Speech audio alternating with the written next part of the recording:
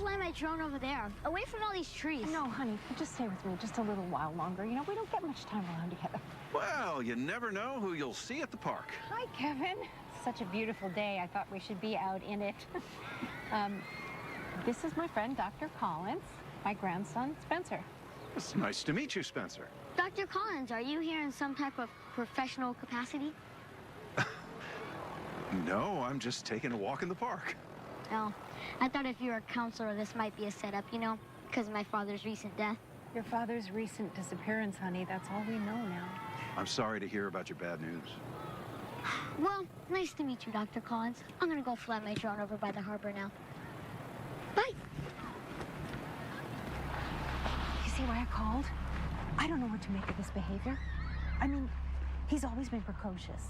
He's got his own very unique personality, but this is so different. He's so detached.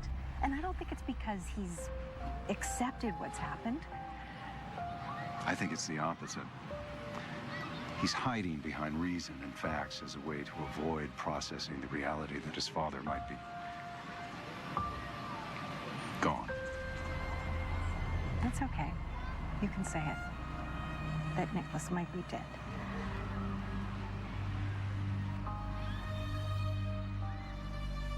Your grandson seems to be a very skilled pilot. Is that even what you call someone who flies a drone? I don't know. I'm sure that's what he would call himself. He has a very vivid imagination. But, you know, I think it's maybe helping him right now.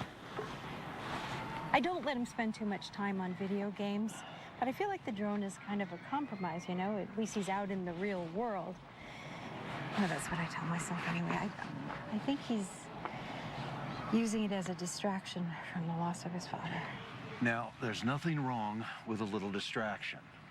Giving yourself a brief respite from the weight of your own emotions can actually make them more manageable. That's your professional opinion. Well, I speak from personal experience as well. I've had a few challenges in my life. But, you know, I used to paint as a therapeutic exercise. Really? You don't paint anymore? Not as much. I took up code breaking. But when you think about it, it's like the opposite end of the spectrum. Instead of this free-form window into my psyche, I'm imposing control. It's unlocking a mystery. And you use that as a refuge? I certainly did over the last year or so after my marriage to Lucy imploded. I'm enough of a shrink to know that there was no way I was going to avoid the pain and the anger and, frankly, the grief of losing a relationship that had been so precious to me. But I also knew that I didn't want to spend all my time dwelling on it. So deciphering codes gave me a chance to give my mind and my emotions a rest so I could focus my energies elsewhere, and in the end, that really made it easier to deal with. So you're trying to tell me that I need to take up a hobby so I could give myself a little respite from worrying all the time about my son and my grandson? Oh, I would never presume to tell you how to deal with this, Laura. But I do want you to know that I'm available to give you whatever support that you need. Thank you. I was really grateful that I could call you today.